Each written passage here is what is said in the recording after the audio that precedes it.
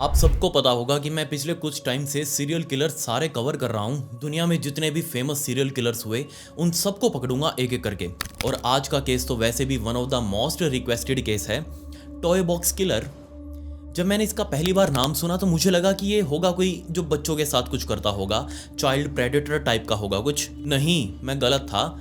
जब मैंने इसकी स्क्रिप्ट लिखी तो मुझे समझ आया कि ये स्टोरी बच्चों के लिए बिल्कुल भी नहीं है। ये इतनी ज़्यादा ब्रूटल, इतनी ज़्यादा ग्राफिक, और इसके अंदर कुछ मैं चीज़ें इस तरीके से डिस्कस करूंगा कि प्लीज़ 18 प्लस वाले ही इस वीडियो को आगे कंटिन्यू करें। आप शायद यकीन ना करें, बट ये इंसिडेंट, ये स्टोरी इतनी ज़्यादा ब्रूटल है कि इसकी बहुत सारी डिटेल्स आज तक पब्लिक नहीं की गई, और जो भी कुछ पब्लिक किया गया है उसके ऊपर जितना ईजी तरीके से हो सकता था मैंने इसकी स्क्रिप्ट लिखी और आज मैं आपके सामने वही रखने वाला हूँ।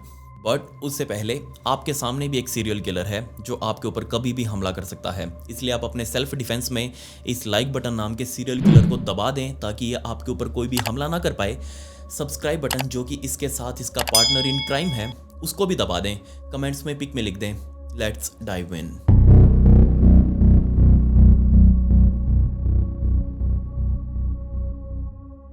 इस बहुत ही इनफेमस इंसिडेंट को समझने के लिए हमें अमेरिका के न्यू मैक्सिको में जाना पड़ेगा, और दिन था 6 नवंबर 1939 का, जब यहाँ डेविड रे पार्कर नाम के एक बच्चे का जन्म हुआ। और डेविड का बचपन और सीरियल किलर्स की तरह कुछ बहुत अच्छा नहीं था।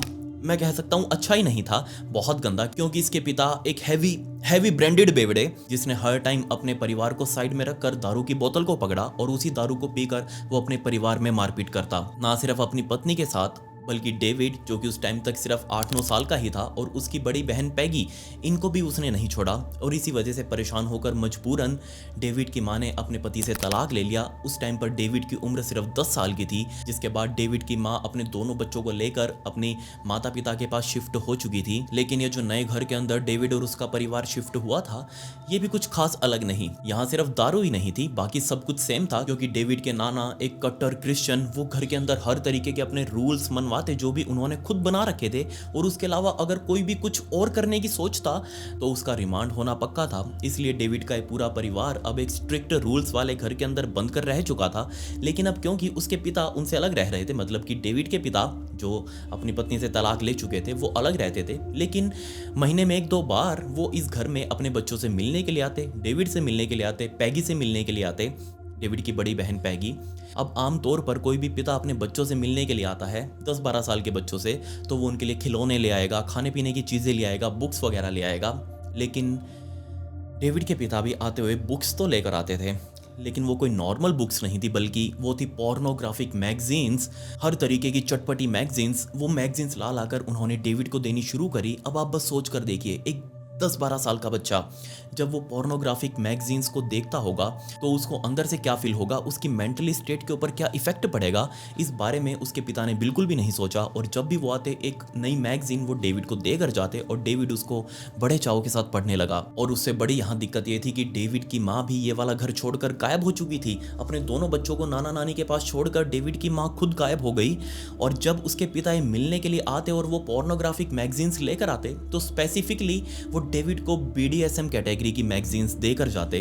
अब आप में से ज़्यादातर लोगों को पता होगा BDSM, सो उस टाइप की मैगजीन्स वो डेविड को देकर जाते, और इन सब का इफेक्ट डेविड के ऊपर बहुत बहुत गहरा पड़ रहा था। लिटरली वो सारी मैगजीन्स घोट कर पी गया ये डेविड। अब ऐसे बचपन की वजह से डेविड का सारा स्कूल टाइम वो बहुत ज़्यादा ब्रूटल भी था, क्योंकि वो सारा दिन स्कूल के अंदर चुप रहता, ना उसके कुछ खास दोस्त बने, और जो भी थे उसकी क्लास में लड़के वो हर टाइम डेविड को बुली करते, क्योंकि वो उनके लिए ईजी टारगेट था। धीरे धीरे डेविड बड़ा होने लगा, हाई स्कूल उसका पूरा हुआ, अब उसको कॉलेज में भी एडमिशन मिल चुका था। इस डेविड ने जितने भी इसके पिता ने वो मैगजीन्स के स्टॉक दिए थे उनको एक भी मिस नहीं किया, सारी मैगजीन्स को सजा कर अपने पास रखा। और एक दिन सडनली इसकी बहन पैगी को वो सारा स्टॉक मिल गया। अब बड़ी बहन होने के नाते उसको समझाना चाहिए था अपने छोटे भाई को कि ये सब गलत है, अच्छी राह पर चलो, अच्छी जिंदगी पर चलो। लेकिन नहीं, पैगी ने जस्ट वो इग्नोर किया, अपने भाई से बात तो करी लेकिन कोई भी स्ट्रिक्ट एक्शन नहीं लिया। और कॉलेज में रहते रहते इस डेविड के माइंड में वो सारी फैसिनेशन बन चुकी थी। वो जो भी कुछ उसने मैगजीन्स के अंदर पढ़ा था, वो BDSM से रिलेटेड, पोर्नोग्राफी से रिलेटेड, वो सारा कुछ उसने अपने माइंड के अंदर रिकॉर्ड कर लिया, और जिसको भी देखता उसके साथ वो फैसिनेट करने लगता। इसने सामने से कभी भी किसी को जाकर कुछ नहीं बोला, लेकिन कॉलेज पूरा होने के साथ ही ये आर्मी के अंदर ज्वाइन हो चुका था। आर्मी के अंदर इसने बहुत अच्छा सर्व किया। असल में आर्मी के अंदर इसका मैकेनिकल काम था, कुछ मशीनों से रिलेटेड। सो उसने वो बहुत अच्छा काम किया। तकरीबन 4 सालों तक वो वहाँ रहा। 1960s की बात कर रहा हूँ मैं। और जैसे इसकी आर्मी के अंदर ड्यूटी पूरी हुई, इसने बाहर आकर भी अपनी नॉर्मल लाइफ के अंदर मैकेनिकल काम ही किए। कोई किसी गैराज के अंदर मैकेनिक की जॉब लग गया, किसी सर्विस सेंटर के अंदर मैकेनिक की जॉब लग गया, किसी फैक्ट्री के अंदर मैकेनिक की जॉब लग गया। और बाद में इसने खुद की भी मैकेनिकल शॉप खोली। अपनी 50 साल की उम्र तक उसने इस मैकेनिकल के काम को अपने से जोड़ कर रखा। और जो इसके साथ काम कर रहे थे उन सभी लोगों ने बताया कि ये हमेशा से हेल्पफुल रहा। नए नए टूल्स इसने अपने साथ काम करने वाले लोगों को बनाना सिखाया कि किस तरीके से हम बजाय रेगुलर टूल्स जो हम यूज करते आए हैं उनके साथ ही हम नए टूल्स खुद से बना सकते हैं अपनी जरूरत के अकॉर्डिंग। और अपनी यहां तक की उम्र में डेविड की 4 बार शादियां हुई और चारों के चारों इसको डाइवोर्स देकर चली गई। एक तो मेरे को ये समझ नहीं आता कि विदेशों में डाइवोर्स ऐसे भंडारे की तरह बिकते हैं, मिलते हैं, कोई भी झोले में डालकर अपने साथ ले जाता है। एक यहाँ देख लो हमारा, अगर किसी के साथ शादी होती है तो उसका 7 जन्मों का रिश्ता होता है, लेकिन वहाँ क्या पता 7 घंटे भी ना टिके। और इन्हीं 4 शादियों से डेविड की 2 बेटियां भी पैदा हुई, जिसमें से बड़ी बेटी का नाम ग्लेंडा जीन रे, जिसको हम निक नेम जैसी के तौर पर जानते हैं। आज पूरी दुनिया उसको जैसी के तौर पर ही जानती है। और दूसरी बेटी, उसने इस पूरे कांड से अपने आप को आउट ऑफ रखा। उसका कोई मतलब नहीं था इस कांड से, इसलिए उसने अपना नाम तक बताना जरूरी नहीं समझा। सभी को कह दिया कि उसकी प्राइवेसी मेंटेन करके रखी जाए, इसलिए मैं भी उसका नाम आपको नहीं बता पाऊंगा। 50 साल की उम्र के बाद इसने इतना पैसा जोड़ लिया कि अपना खुद का भी एक घर ले लिया। न्यू मैक्सिको के अंदर एक छोटा सा कस्बा है एलिफेंट ब्यूट, और इसी एलिफेंट ब्यूट के साथ लगता एक और बहुत छोटा सा कस्बा है जो इसी एलिफेंट ब्यूट के अंदर आता है, ट्रूथ और कॉन्सिक्वेंसेस। ये मैं कोई एड्रेस नहीं बोल रहा, ये कुछ और नहीं बल्कि एक जगह का नाम है, ट्रूथ और कॉन्सिक्वेंसेस। किसी ने माल पीकर इस जगह का नाम रखा हुआ है। ऐसा कैसा नाम होता है, मैंने तो कभी नहीं सुना। खैर, इस ट्रूथ और कॉन्सिक्वेंसेस नाम के एक छोटे से कस्बे के अंदर इसने अपना घर भी बनाया और उसी के अंदर अब ये डेविड पूरे तरीके से सेटल भी हो चुका था। और टाइम बीतने के साथ साथ 1990s के आसपास ये पूरा एलिफेंट ब्यूट और ट्रूथ और कॉन्सिक्वेंसेस, ये दोनों ही कस्बे बहुत ज़्यादा बदनाम थे पूरे अमेरिका के अंदर, क्योंकि ये उस टाइम पर पूरे अमेरिका के 2nd हाईएस्ट क्राइम रेट के साथ अपनी पोजीशन बनाए हुए थे। क्योंकि इस कस्बे के अंदर एक बहुत ही शानदार मैन मेड लेक तैयार की गई थी और इस लेक की वजह से ही यहाँ दूर दूर से लोग आकर बसने लगे, इस लेक के किनारे पर अपना घर बनाते।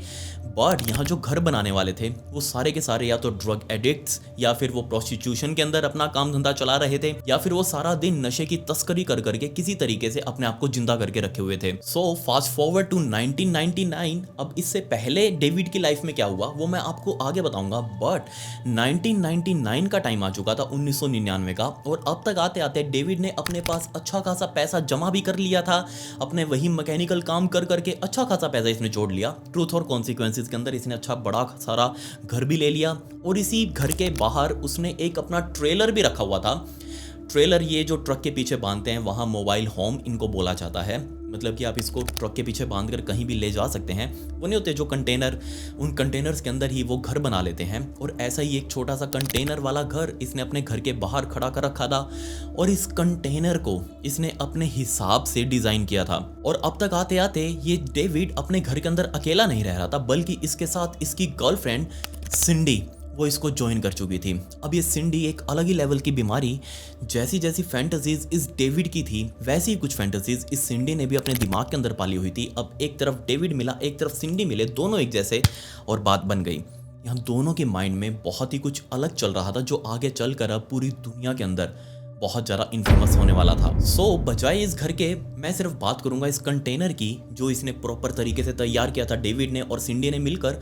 ये कंटेनर सिर्फ एक घर नहीं था, बल्कि इसके अंदर पूरा का पूरा एक ऑपरेशन थिएटर टाइप का कुछ तैयार किया गया था। सो सबसे पहले डेविड ने इस कंटेनर के अंदर घुसते ही राइट साइड में एक बड़ा सारा काउंटर लगा के रखा, उसके अंदर ड्रॉर्स, और जैसे उन ड्रॉर्स को आप खोलेंगे तो उसके अंदर आपको बहुत सारे सर्जिकल इंस्ट्रूमेंट्स मिलेंगे, हर टाइप के डॉक्टर वाले इंस्ट्रूमेंट, कैंची वगैरह, ब्लेड वगैरह, जो भी उनको वो बोलते हैं, वो सारा कुछ यहाँ भर भर कर रखा हुआ था। और थोड़ी ही आगे चलते आपको पूरे इस कंटेनर की छत के ऊपर से बहुत सारी चेन्स नीचे लटकती हुई दिखाई देंगी। और यहाँ ना सिर्फ चेन्स थी बल्कि उन चेन के साथ बहुत सारी हथकड़ियाँ भी बांधी गई थी, जो कि इस कंटेनर की छत से लटक रही थी। इसके अलावा अंदर बहुत सारा इलेक्ट्रिकल सामान, बहुत सारे अलग अलग टाइप के टूल्स, इनफैक्ट बहुत सारे सेक्स टॉयज भी यहाँ पर सजा सजा कर पूरे इस कंटेनर के अंदर रखे गए थे। नहीं, बाकी की जो खाली दीवारें साइड की बची हुई थी, उन पूरी दीवारों के ऊपर अलग अलग टाइप के BDSM पोस्टर्स लगाए गए थे, पोर्नोग्राफिक, क्लियर कट पोर्नोग्राफिक। उनके अंदर कोई भी ब्लर नहीं था, कोई भी वहां पर सेंसर्ड नहीं किया गया था।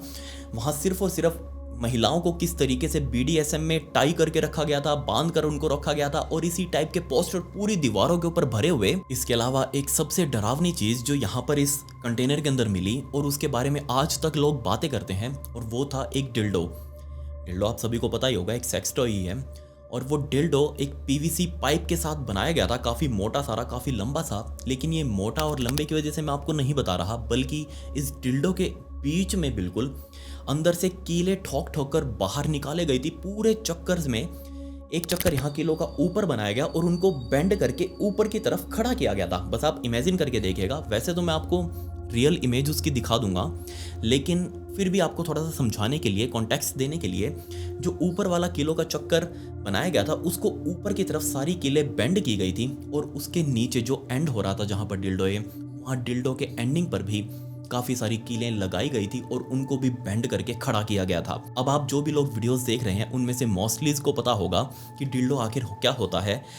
सो आमतौर पर डिल्डोज को प्लेजर के लिए बनाया जाता है, ऑर्गेज़म वगैरह के लिए। प्लीज़ अगर कोई भी बच्चा इस वीडियो को देख रहा हो तो प्लीज़ इसको छोड़ दें, यहीं पर स्किप कर दें, वरना आप बस समझ कर देखिएगा। डिल्डोज को प्लेजर के लिए बनाया जाता है, वो एक सेक्स टॉय है, लेकिन यहाँ क्लियर कट साफ था कि इस डिल्डो को प्लेजर के लिए नहीं बनाया गया था।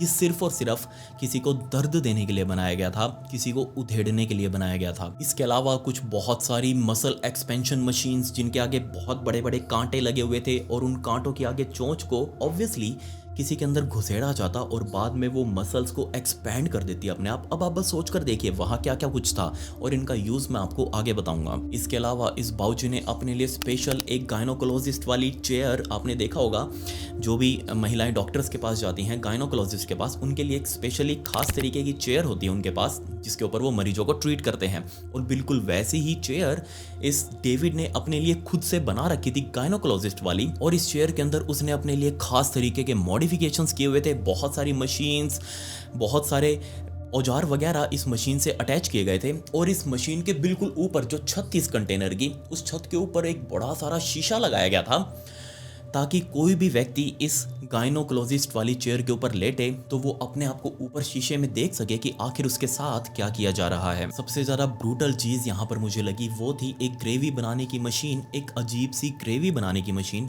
और स्पेसिफिकली इस चेयर के ऊपर, ये जो गायनोकोलॉजिस्ट वाली चेयर थी, इसके ऊपर कोई भी विक्टिम आकर लेटता तो उस विक्टिम के प्राइवेट पार्ट्स के ऊपर वो ग्रेवी डाली जाती, और बाद में डेविड अपने प्राइवेट डॉग्स को, अपने पालतू डॉग्स को उस विक्टिम के पास छोड़ता, जो कि उस ग्रेवी की स्मेल लेकर उसको खाना शुरू करते। ये पूरा का पूरा यूज़ मैं आपको आगे बताऊंगा कि किस तरीके के कांड यहाँ पर किए जा रहे थे। 22 नवंबर 1999 का दिन आ चुका था, और दोपहर होते होते डेविड ने अपने घर के अंदर अपनी ड्रेस पहननी शुरू करी। असल में आज उसने एक पुलिस ऑफिसर की ड्रेस पहनी थी, और उस ड्रेस को पहनकर तुरंत अपनी वैन में जाकर बैठा, और उस वैन को लेकर पास ही के एक रेड लाइट एरिया में पहुंचा। वहां उसको सड़क के किनारे सिंथिया नाम की एक लड़की खड़ी मिली, और उसके आगे जाकर उसने वैन रोकी। शीशा डाउन होते ही सिंथिया ने उससे पूछा कि हाँ जी बाबूजी बताओ क्या सेवा कर सकती हूँ। डेविड ने अपनी इच्छाएं बताई कि मुझे ये सब कुछ करना है। उसने क्लियर कट नहीं बोला कि क्या करना है, सिर्फ अपनी थोड़ी बहुत ऊपर ऊपर वाली वो BDSM की इच्छा वगैरह बताई। अब सिंथिया को लगा कि क्लाइंट्स ऐसे बहुत आते हैं और इसके बदले वो उनको एक अच्छा पैसा देते हैं। सो सिंथिया ने उसको तुरंत हाँ कर दिया, और जल्दी ही वो साइड में जो पैसेंजर सीट थी उस सीट के ऊपर आकर बैठ चुकी थी। अब जल्दी ये वैन आगे चलने लगी, और रास्ते में चलते चलते डेविड ने गाड़ी रोकी और घूमकर सिंथिया को देखते हुए कहा कि क्योंकि तुम एक प्रोस्टिट्यूट हो, सेक्स वर्कर हो, इसलिए मैं तुमको अरेस्ट कर रहा हूँ, मैं एक पुलिस ऑफिसर हूँ। और उसने तुरंत अपने पीछे लगी हुई हथकड़ी निकाली और सिंथिया के दोनों हाथों को पकड़कर उसके हाथों में हथकड़ी लगा दी। हथकड़ी लगे लगे सिंथिया को वो अपने घर तक लेकर गया, और उसी ट्रेलर के सामने ले जाकर उसने अपनी वैन रोकी। दरवाजा खोलकर सिंथिया के बंधे हाथ लेकर वो सिंथिया को उसने बाहर निकाला और सीधा अपने उसी ट्रेलर होम के अंदर लेकर गया, जिसका नाम उसने टॉय बॉक्स रखा हुआ था। अब टॉय बॉक्स रखने के पीछे भी इसकी एक अलग ही स्टोरी है, क्योंकि उसको लगता था कि जो भी व्यक्ति इसके अंदर आएगा वो उसके लिए खिलौना ही है। अब क्योंकि एक डब्बे जैसा है इसलिए बॉक्स, टॉय बॉक्स यानी कि खिलौने वाला डब्बा। अब इसी खिलौने वाले डब्बे के अंदर सिंथिया पहुंच चुकी थी। अंदर ले जाकर उसने ट्रेलर का दरवाजा अंदर से बंद किया और उसने एक डॉग कॉलर असल में बीडीएसएम के अंदर यूज़ होने वाला एक ये प्रोडक्ट ही है, आपने अपनी स्क्रीन के ऊपर देख सकते हैं, जिसके ऊपर आगे कांटे वांटे लगे होते हैं, स्टील के या फिर मेटल के ऐसे कांटे बनाए जाते हैं। और वो डॉग कॉलर निकाल कर तुरंत उसने सिंथिया की गले के ऊपर बांधा। ये बांध कर उसने सीधा सिंथिया को उसी गायनोकोलॉजिस्ट चेयर के ऊपर लेटाया और आने वाले 3 दिनों तक बेचारी सिंथिया के साथ वो सब कुछ किया जिसके बारे में सिंथिया को कोई अंदाज़ा तक नहीं था। असल में सिंथिया को उस गायनोकोलॉजिस्ट वाली चेयर के ऊपर लेटाते ही उसको ड्रग्स दे दी गई। हैवी डोज ऑफ ड्रग्स उसके शरीर में जा चुकी थी और जिससे वो पूरे तरीके से बेहोशी में जा चुकी थी। अब इसी बेहोशी की हालत में सिंथिया के साथ क्या क्या कुछ हुआ वो उसको आने वाले 3 दिनों बाद पता लगने वाला था। जैसे ही 3 दिनों बाद सिंथिया की बेहोशी टूटी, उसको पिछला कुछ भी याद नहीं उसके साथ क्या क्या कुछ हुआ, सिर्फ उसको भयंकर पेन हो रहा था, नीचे उसकी हैवी ब्लीडिंग। और जैसे उसने नोटिस किया कि उसके साथ ये सब कुछ हो रहा है, मतलब तो वो समझ चुकी थी उसके साथ क्या क्या कुछ हुआ है, क्योंकि जख्म काफ़ी ज़्यादा थे उसके पूरे शरीर के ऊपर। और आंख खुलते ही उसको समझ आ चुका था कि उसको यहाँ से कैसे भी करके भागना पड़ेगा, और अगर वो नहीं भागी तो उसको यहीं अपनी जान भी देनी पड़ेगी। तो जैसे ही सिंथिया की आंखें खुली उसने आसपास देखा, लेकिन आसपास कोई भी मौजूद नहीं। और तभी सामने से वो ट्रेलर का दरवाज़ा खुला और उसके अंदर से बजाय डेविड के बल्कि सिंडी, उसकी गर्लफ्रेंड, वो अंदर आई। उसने दरवाजा अंदर से बंद किया और आके सिंथिया को बोलने लगी कि ओ, तुम्हारा नशा है वो टूट चुका है, तुम्हें होश भी आ चुका है, सो कैसा लग रहा है तुम्हें। ये सब कुछ पूछकर सिंथिया को समझ नहीं आया कि ये बीमारी अब कौन है, मुझे तो यहाँ पर एक आदमी लेकर आया था। लेकिन तभी सिंथिया ने अपने हाथों को नोटिस किया, उसके हाथ अभी भी हथकड़ियों से बंधे हुए थे, वही हथकड़ियां जो कि डेविड उसे यहाँ पर बांधकर लेकर आया था। लेकिन इसकी चाबी इन हथकड़ियों की सिंडी के पास मौजूद थी। असल में 3 दिनों तक बेचारी सिंथिया को टॉर्चर करने के बाद ये डेविड अपनी जॉब पर जा चुका था और जाने से पहले वो सिंडी को बोल कर गया था कि तुम्हें सिंथिया का ध्यान रखना है और इस बात का खास ख्याल रखना कि सिंथिया कैसे भी इस ट्रेलर से बाहर बचकर ना जाए। सो सिंडी पूरे तरीके से तैयार थी, उसके पास वो हथकड़ियों की चाबी जो कि उसने हाथ में पकड़ी हुई थी। और तभी इस ट्रेलर में आगे जो ये पूरा बना रखा था कैबिन सा, ये हॉस्पिटल वाला, इसके पीछे एक कमरा मौजूद था, अलग से कमरा डिजाइन किया था ताकि लेटने के लिए, आराम करने के लिए। और तभी उस बेडरूम में एक ट्रिंग फोन बजा और ये फोन की आवाज सुनते ही सिंडी जो कि सामने खड़ी हुई थी, उसके हाथ में वो चाबी, उसने वो चाबी साइड में मौजूद टेबल के ऊपर रखी और भागते हुए उस बेडरूम की तरफ गई फोन उठाने के लिए। सो फोन पर वो बातें कर रही थी और जैसे ही सिंथिया ने देखा कि सिंडी भागते हुए चाबी यहाँ पर रख कर गई है, इस टाइम पर सिंथिया समझ चुकी थी कि या तो अभी या फिर कभी नहीं, करो या मरो। उसको पता था कि अभी उसको ये चाबी किसी तरीके से चाहिए यहाँ से भागने के लिए। सो उसने तुरंत उस गायनोकोलॉजिस्ट चेयर के ऊपर जो उसके पैर फंसे हुए थे उनको घुमा फिरा कर बाहर निकालने की कोशिश करी और दोनों पैरों को साइड में फोल्ड करके नीचे की तरफ लटका लिया। उसके अंदर इतनी हिम्मत नहीं थी, दर्द बहुत ज़्यादा हो रहा था, कपड़े उसके सिर्फ ऊपर, नीचे उसने कुछ भी नहीं पहन रखा। लेकिन फिर भी वो जैसे तैसे खड़ी होकर उन चाबियों तक पहुंची, दोनों हाथ उसके बंधे हुए थे। कैसे किसी तरीके से उसने वो चाबी उठाने की कोशिश करी, लेकिन वो चाबी उठाते उठाते नीचे गिर गई। वो चाबियाँ उस टेबल से नीचे गिर गई और ये आवाज़ जो साइड में कमरा था, सिंडी जो फ़ोन पर बात कर रही थी, उसको पीछे से छन छन की आवाज़ सुनाई दी। मतलब कि कुछ खटपट थी जो उसको वहाँ तक सुनाई दे चुकी थी। उसने तुरंत बाय बाय करके वो फ़ोन रखा और भागती हुई सामने की तरफ आई और उसने देखा कि सिंथिया अपने दोनों हाथों से अपनी हथकड़ी को खोलने की कोशिश कर रही है उन्हीं चाबियों से। और हैरानी वाली बात यहाँ ये थी कि सिंडी ने तुरंत एक जो साइड में गुलदस्ता सा रखा हुआ था, वो गुलदस्ता उठाकर सिंथिया की तरफ फेंक कर मारा, लेकिन सिंथिया फिर भी नहीं रुकी। उसने जैसे तैसे सिंडी के अपने पास आने से पहले अपने दोनों हाथों को फ्री कर लिया और एक आइस पिक जो कि साइड में टेबल पर रखी हुई थी, उसी डॉक्टर वाली टेबल के ऊपर आइस पिक वहां से निकाली। और जिस मोमेंट पर सिंडी उसके पास आई, सिंथिया ने वो आइस पिक सीधा उसके सिर में मारी, जो कि उसके कान के ऊपर थोड़ा सा दिमाग के पास जाकर लगी। सिंडी मौके पर ही नॉकड आउट हो चुकी थी, वो बेहोशी की हालत में नीचे जा गिरी। और इस मोमेंट पर सिंथिया के पास मौका था यहाँ से बाहर निकलने का। उसने जैसे जैसे अपनी हिम्मत जुटाई, उसके गले में अभी भी वो डॉग वाली कॉलर बंधी हुई थी। उसी डॉग कॉलर के साथ आधे नग्न अवस्था में वो बाहर की तरफ भागी, ट्रेलर का दरवाजा अंदर से खोला, बाहर की तरफ कूदी और भागते भागते मेन रोड पर गई। हाथ हिला कर वाहनों को, जो आने वाले व्हीकल से, उनको रुकवाने की कोशिश करी। बट इस मोमेंट पर आप बस सोच कर देखिए, 1990s का वो टाइम, और ये जो जगह थी, ये ट्रूथ और कॉन्सिक्वेंसेस, ये वैसे ही पूरे देश के अंदर बदनाम बहुत बड़ा रेड लाइट एरिया यहाँ पर था, और सबको पता था कि यहाँ पर सारे बेवड़े, सारे नशेड़ी, एक से बढ़कर एक बाबूजी यहाँ पर रहते हैं। इनको मदद करना मतलब ना पाप ना पुण्य, कुछ भी नहीं करना। सो कोई भी वाहन, कोई भी व्हीकल उसके आगे से रुका नहीं, वो मदद मांगती रही। अब देख लिया सिंथिया ने कि उसके पास टाइम कम है, कभी भी डेविड भी आ सकता है या फिर सिंडी भी उसको पकड़ने के लिए आ सकती है। सो उसने उस रोड पर ही आगे की तरफ भागना कंटिन्यू रखा। जो भी घर बीच में पड़ता उसके जा जाकर दरवाजे खटखटाती, और फाइनली एक पड़ोसी ने, तकरीबन 1-1.5 किलोमीटर भागने के बाद फाइनली एक पड़ोसी ने दरवाज़ा खोला, सिंथिया को अंदर लिया, उसको पीने के लिए पानी दिया, उसकी जो डॉग कलर थी वो भी खोली, और साथ में उसको फ़ोन दिया ताकि वो पुलिस वालों को फ़ोन कर सके। पुलिस वाले मौके पर पहुंचे, सिंथिया को अपने साथ गाड़ी में डालकर नियरेस्ट हॉस्पिटल में लेकर गए, और वहां उसका इलाज चल रहा था। और तभी इलाज चलते चलते सिंथिया के उन्होंने बयान लेने शुरू किए, लेकिन जो कुछ सिंथिया बता रही थी उनकी बातों के ऊपर पुलिस वालों को विश्वास ही नहीं हुआ। क्यों? क्योंकि उनको पता था कि सिंथिया एक ड्रग एडिक्ट है, वो हैवी नशे लेती होगी।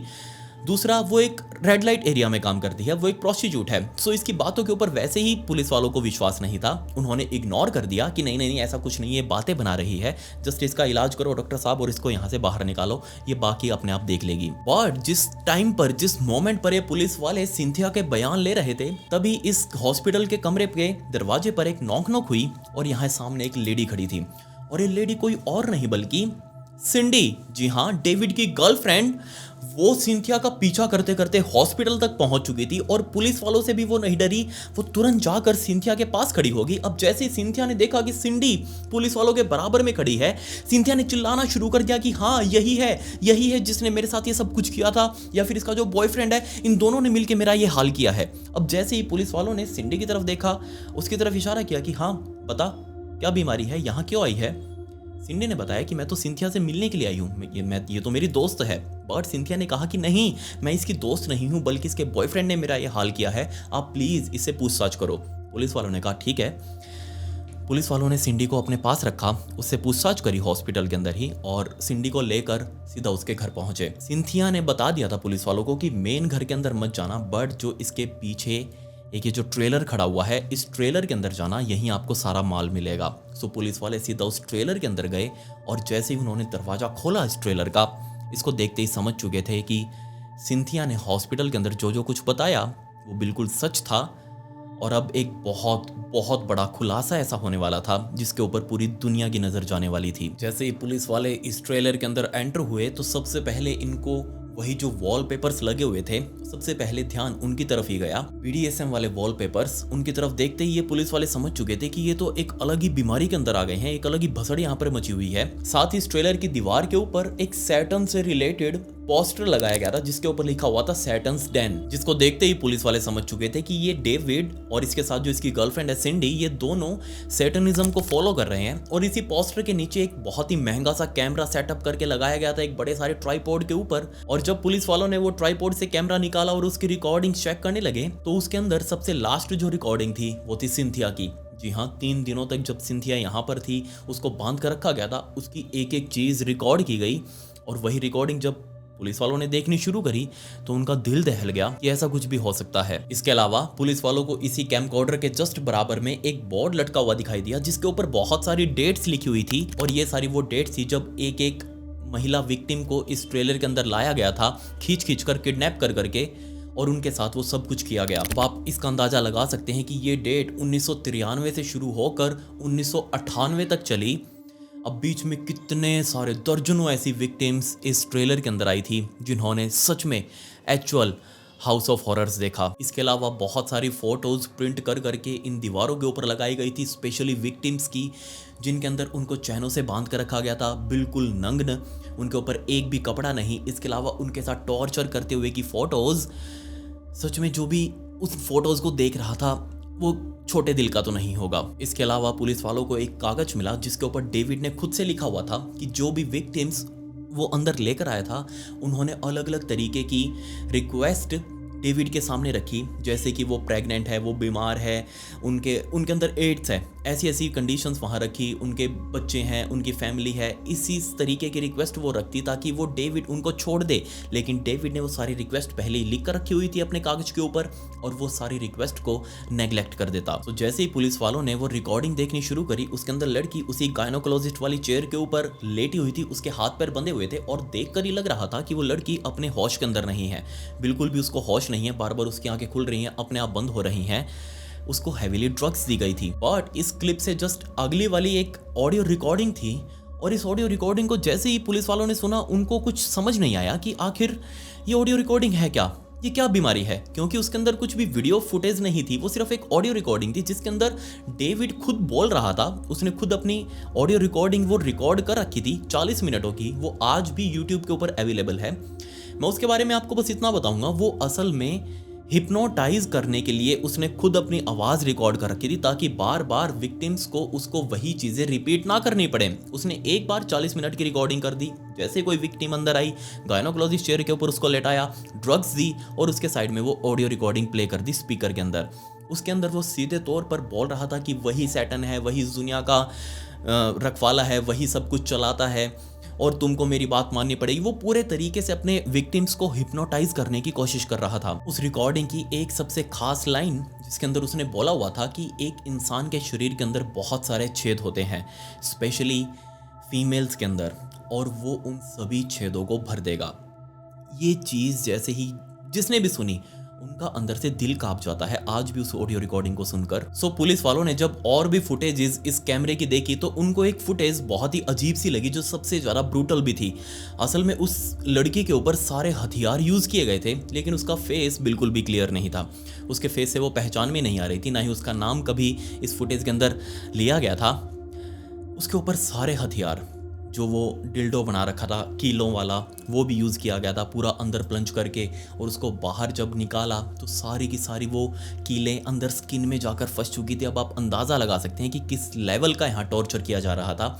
दूसरा वो स्किन एक्सपेंशन की जो मशीन थी वो अंदर घुसा के उसको पूरा खोल दिया गया। बट पुलिस वालों को इस लड़की के हाथ के ऊपर एक टैटू सा दिख रहा था जो कि बिल्कुल भी जाना पहचाना सा नहीं था। सो पुलिस वालों ने इस टैटू की एक क्लियर फुटेज रिकॉर्ड करी, उसके अंदर से कुछ फोटोज प्रिंट करी और ये फोटो सीधा FBI को भेजी ताकि FBI वाले ढूंढ सके कि आखिर इस तरीके के टैटूज कहाँ पर ज़्यादा फेमस हैं और आसपास के किसी लड़की ने ऐसा कोई टैटू बनवा रखा है क्या। क्योंकि इस टाइम तक भी पुलिस वालों को कोई आइडिया नहीं था कि जिसको वो देख रहे हैं क्या वो जिंदा भी है या फिर मर गई। अगर मर गई तो कम से कम उसकी पहचान करके उसके घर वालों को बता सकें, और अगर जिंदा है तो हम उसका इलाज करवा सकें, उसको न्याय दिलवा सकें। FBI वालों ने न्यूज़पेपर के अंदर, मीडिया चैनल्स के अंदर उस टैटू को फ्लैश करवाया और पूछा कि अगर आप में से कोई इस टैटू को जानता हो या फिर अगर आपका ये टैटू हो तो आप प्लीज़ हमसे आकर बात करें, हमें आपसे बात करना बहुत ज़्यादा ज़रूरी है।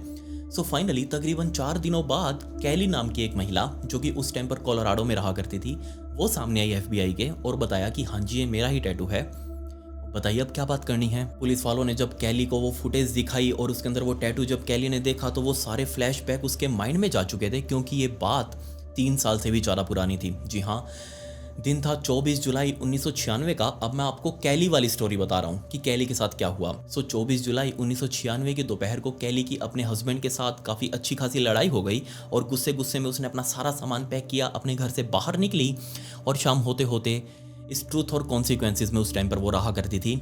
इसी ट्रूथ और कॉन्सिक्वेंसेस के एक नाइट क्लब के अंदर जाकर वो बैठ चुकी थी, दारू वारू पीने लगी। शाम होते होते उसके 4-5 दोस्त भी यहाँ पर आ गए और इन दोस्तों के साथ बैठकर कैली ने अच्छी खासी दारू पी। लेकिन रात के तकरीबन 12-12:15 बज चुके थे। अब इन दोस्तों ने कहा कि कैली हमें घर जाना पड़ेगा वापस, तुम भी अपने घर चले जाओ। बट कैली के पास तो कोई जाने का रास्ता ही नहीं था, वो कहाँ जाती, वो तो अपने हस्बैंड के साथ लड़के आई हुई थी। लेकिन ये जो 4-5 दोस्त उसके आए थे, इन्हीं दोस्तों के अंदर एक बहुत ही जाना पहचाना चेहरा भी शामिल था। जी हाँ, जैसी कोई और नहीं, आपको याद होगा इस डेविड की बेटी, बड़े वाली बेटी, वो जैसी भी यहाँ पर शामिल थी। उसने भी कैली के साथ बैठकर दारू वारू पी और जब बाकी के दोस्त जाने के लिए कहने लगे तो कैली ने सबको टाटा गुड बाय भी कर दिया। लेकिन जैसी अभी भी कैली के साथ बैठकर दारू पी रही थी और रात के तकरीबन 1:30 बजे के आसपास कैली के पास सिर्फ एक बियर बची हुई थी। कैली ने कहा जैसी को कि जैसी मेरी हालत कुछ ठीक नहीं लग रही, मेरे ख्याल से मुझे इस बियर को फिनिश करके सोने चले जाना चाहिए, तो क्या तुम मुझे किसी होटल तक ड्राइव कर दोगी, कहीं मुझे राइड दे दोगी, छोड़ दोगी वहां तक।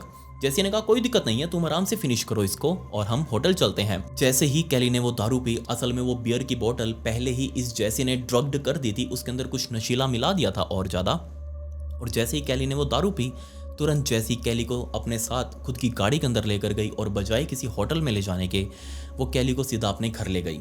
24 जुलाई 1996 की रात को कैली बाहर से सीधा उसी गायनोकोलॉजिस्ट वाली चेयर के ऊपर लेटी हुई थी बिना कपड़ों के, क्योंकि उसके पिता ने अब कैली की कस्टडी अपने हाथों में ले ली थी। तकरीबन 3 दिनों तक कैली को उसी ट्रेलर के अंदर रखा गया, उसी गायनोकोलॉजिस्ट वाली चेयर के ऊपर रखा गया। और जब कैली को असल में होश आया तो वो एक रॉड के साइड में पड़ी हुई थी और जैसे उसने अपने आप को संभाला, उसके शरीर के ऊपर एक भी कपड़ा नहीं। उसने आसपास से कपड़े अरेंज किए और आसपास के व्हीकल्स को रुकवा कर अपने पति के घर पर गई। बट उस टाइम पर उसके पति ने उसको अपनाने से मना कर दिया, क्योंकि उसको लग रहा था कि उसकी पत्नी, जैसे उसके शरीर के ऊपर जख्म थे, उसको लग रहा था कि उसकी पत्नी उसको चीट कर रही है, वो किसी और के साथ 3 रातें बिता के आई है। जिसके बाद कैली और उसके हस्बैंड के अंदर डाइवोर्स हो चुका था और उसके बाद से ही कैली ट्रूथ और कॉन्सिक्वेंसेस से निकलकर सीधा कोलोराडो शिफ्ट हो चुकी थी।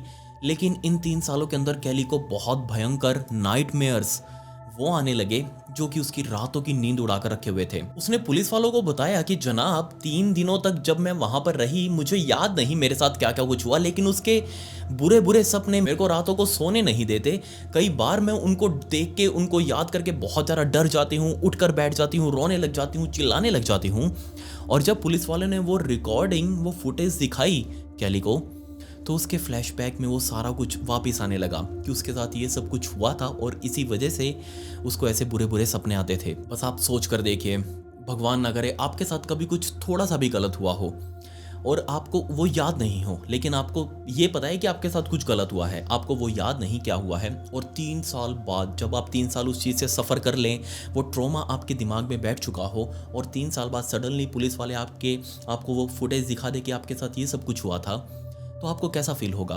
बिल्कुल ऐसा ही कुछ कैली को भी फील हो रहा था। और जब पुलिस वालों के साथ साथ मीडिया वाले कैली की स्टोरी को पब्लिश कर रहे थे, तब एक और विक्टिम, डेविड की विक्टिम एंजेलिका, वो भी मौके पर पहुंची। उसने आके पुलिस वालों को सब कुछ बताया कि उसके साथ क्या क्या कुछ हुआ। असल में एंजेलिका सिंथिया से जस्ट पहले आने वाली लड़की थी। एंजेलिका वो सामने आई, उसने पुलिस वालों को बताया। असल में एंजेलिका भी रेड लाइट पर एक सेक्स वर्कर ही थी, वो भी प्रोस्टिट्यूशन का काम कर रही थी और उसके साथ भी इस डेविड ने यही सब कुछ किया था। पुलिस वालों ने डेविड से भी बात करने से पहले इस सिंडी से बात करना जरूरी समझा। जी हाँ, डेविड की गर्लफ्रेंड सिंडी, उससे बात करना जरूरी समझा और इसने लिटरली सारा कुछ हक दिया पुलिस वालों के आगे, सारा कुछ हक दिया कि उसका रोल क्या था, डेविड का रोल क्या था और उसने कितना साथ दिया डेविड का। साथ ही ये पुलिस वालों को ऑफर कर रही थी कि आप मुझे सरकारी गवाह बना लो, मुझे थोड़ी कम सजा दे देना, मैं इसके बदले में इस डेविड के खिलाफ सारी गवाही दे दूंगी। पुलिस वाले इस बात के ऊपर राजी हो गए और क्या ही चाहिए, केस सॉल्व। पुलिस वालों के आगे इस सिंडी ने बताया कि डेविड ना सिर्फ एक किलर था, बल्कि उसने बहुत सारी लड़कियों को संदिग्ध रूप से उनकी स्मगलिंग भी करी। अलग अलग सेक्स ट्रैफिकिंग के जो वो चल रहे थे रैकेट, वहाँ पर उनके अंदर लड़कियों को सप्लाई किया। वो असल में एक लड़की को लड़की ना मानकर बल्कि पैकेज के नाम से उनको बोलता था कि ये मेरी पैकेज है, ये मेरी पैकेज है, इसको वहाँ डिलीवर करना है, इसको मारना है, और मारने के बहुत ही अलग अलग खास तरीके। साथ ही डेविड अपने साथ बहुत सारी फोटोज भी क्लिक करके रखता अपने अपने विक्टिम्स की, लेकिन कुछ टाइम बाद उसने सारी फोटोज को डिस्पोज कर दिया। शायद हो सकता है उसको पता लग रहा था कि अब उसका भांडा फूट सकता है, या फिर उसकी वो जो प्लेजर उसको मिल रहा था उन फोटोज को देख देख कर, वो प्लेजर आना बंद हो चुका हो, इसलिए उसने उन सारी फोटोज को जला दिया। लेकिन पुलिस वालों के माइंड में ये था कि वो फोटोज बहुत ही अहम रोल होने वाली थी, अहम एविडेंस होने वाली थी इस पूरे केस का। लेकिन कोई बात नहीं, अभी और भी बहुत कुछ है यहाँ दिखाने को। सिंडी ने बताया कि अकेले मेरे सामने जहाँ तक मुझे याद है तकरीबन 30 से भी ज़्यादा लोगों की इस डेविड ने जान ली।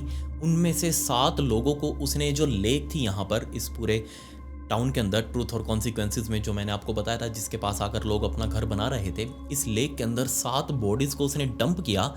लेकिन जब उसने सबसे पहली बॉडी डंप करी थी तो उसने वेट किया कई घंटे वहां रुककर कि क्या ये बॉडी वापस ऊपर आती है या नहीं। और ऑब्वियसली कोई भी बॉडी, अगर लाश अंदर जाएगी पानी में तो वो थोड़े टाइम बाद ऊपर आ जाएगी, क्योंकि अंदर वो पेट फूल जाता है, अंदर हवा भर जाती है। सो जैसे ही वो बॉडी वापस ऊपर आई, डेविड को इसी का इंतजार था। उसको पता था कि बॉडी ऊपर आएगी। उसने बॉडी को वापस उठाया, अपने साथ वापस उसी ट्रेलर के अंदर लेकर गया, उसी गायनोकोलॉजिस्ट चेयर के ऊपर उस लड़की की बॉडी को रखा। आज तक उस विक्टिम का नाम नहीं पता चला, और सीधा अपने औजारों से उस लड़की के पेट को काट कर, पूरा पेट काट दिया। अब आप बस सोच कर देखिए, बाहर जाकर बहुत सारे पत्थर उठाकर लाया और उन सभी पत्थरों को उसके पेट के अंदर भरकर ऊपर से दोबारा से स्किन जोड़कर और टाँके लगा दिए ताकि ये बॉडी दोबारा से वापस ऊपर ना आए। ऐसा करके उसने 7 बॉडीज के साथ यही सब कुछ किया। ऊपर से एक नीचे तक चीरा लगाया, खोलकर अंदर पत्थर भर दिए, वापस ऊपर से सील दिया उसने बॉडी को धागों के साथ, और वापस जाकर उस लेक के अंदर डंप कर दिया। अब आपको भी ये लग रहा होगा कि जब ये इन्फो पुलिस वालों को मिली होगी तो उन्होंने उस लाशों को रिकवर करने के लिए जरूर इस लेक के अंदर छानबीन करी होगी, गोताखोर बुलवाए होंगे, लेकिन नहीं। असल में लेक बहुत ज़्यादा गहरी, नीचे देख पाना लगभग नामुमकिन। और दूसरा आइडिया ये था कि क्यों ना हम इस लेक को पूरी को खाली कर दें और तब इसकी जो लाशें यहाँ से मिलेंगी वो रिकवर करें, लेकिन ये बहुत ज़्यादा महंगा होने वाला था, इसलिए ये आइडिया यहीं पर छोड़ दिया गया। जो लाशें वहाँ थी वो वहीं पड़ी रहेंगी। ये सब कुछ डेविड के खिलाफ गवाही देने के बाद पुलिस वालों ने चार्जशीट दायर करी, डेविड के खिलाफ भी और सिंडी के खिलाफ भी, और यहाँ डेविड की बेटी जेसी के खिलाफ भी। इन तीनों के खिलाफ चार्जशीट दायर करी, जिसके अंदर सरकारी गवाह इस सिंडी को बनाया गया और इसी के एवज में उसको सिर्फ 19 साल की सज़ा दी गई। और 2017 में सिंडी जेल से बाहर भी आ गई। अब मेरे को नहीं पता है सिंडी कहाँ पर है, इसका कोई नाम और निशान इंटरनेट की दुनिया पर तो है नहीं। रियल में मेरे को नहीं पता कहाँ पर है। जैसी ने पुलिस वालों को बताया कि मुझे नहीं पता कि मेरे पिता ने उन लड़कियों के साथ क्या क्या किया, मैं तो बस लड़कियां ला लाकर अपनी दोस्तों को ला लाकर अपने पिता के हाथ में दे देती थी। मुझे बस लगता था कि मेरे पिता उनका रेप कर रहे हैं, जैसे हलवा बांटने जैसी चीज़ हो, इतना ईजी हो, ऐसे ही ला लाकर दे देती थी।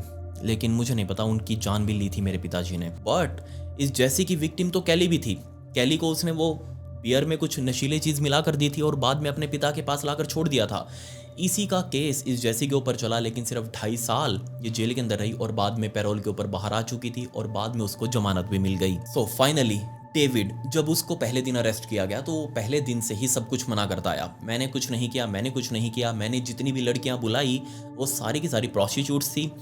मैंने उनका पहले कंसेंट लिया कि क्या मैं तुम्हारे साथ ये सब कुछ कर सकता हूँ, तो उन्होंने हाँ किया था, तभी मैंने सब कुछ किया। दूसरी बात, मैंने किसी का भी मर्डर नहीं किया। वो सब कुछ ये चीज़ें मना करता आया। और ये डेविड ये सारी बातें इसलिए बोल रहा था क्योंकि पुलिस वालों के हाथ अभी कोई भी डेड बॉडी नहीं लगी थी, कोई भी लाश नहीं लगी, इसलिए कोई भी प्रूफ नहीं था पुलिस वालों के पास। बट पुलिस वालों के पास 3 जिंदा विक्टिम थे, कैली, एंजेलिका और सिंथिया। ये तीनों जिंदा विक्टिम थे इस डेविड के, जो कि इसके चंगुल से बचकर बाहर निकले थे।